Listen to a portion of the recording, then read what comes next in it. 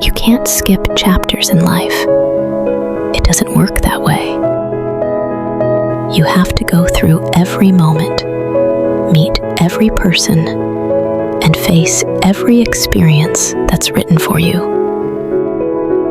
You won't love all of it. Some parts will hurt, some will confuse you, and some will feel heavier than you expected.